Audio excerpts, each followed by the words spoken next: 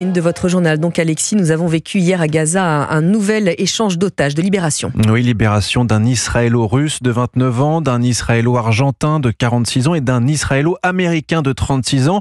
Tous ont été exhibés à Gaza, à Khan Younes, sur un podium entouré des terroristes du Hamas, armés et cagoulés.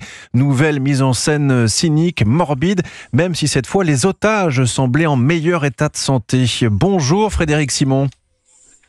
Bonjour Alexis, bonjour à tous. Le correspondant d'Europe 1 en Israël. Et la question ce matin, Frédéric, c'est: va-t-il y avoir de nouveaux échanges otages-prisonniers ?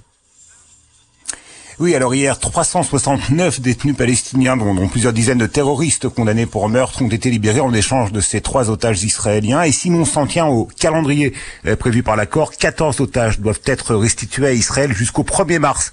C'est la date à laquelle prendra fin, en principe, ce que l'on appelle la phase 1 de l'accord.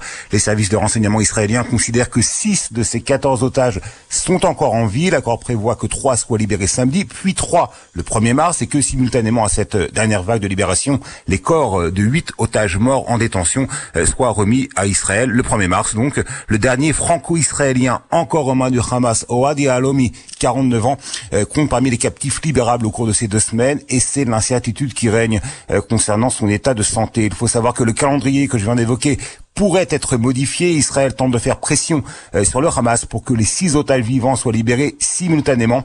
Parmi les moyens de pression dont l'État hébreu dispose, l'entrée de caravanes et de préfabriqués dans la bande de Gaza, elle pourrait être retardée. Enfin, rappelons que la libération de tous les otages devrait faire l'objet de négociations sur les prochaines phases de l'accord, des négociations qui n'ont pas encore débuté officiellement.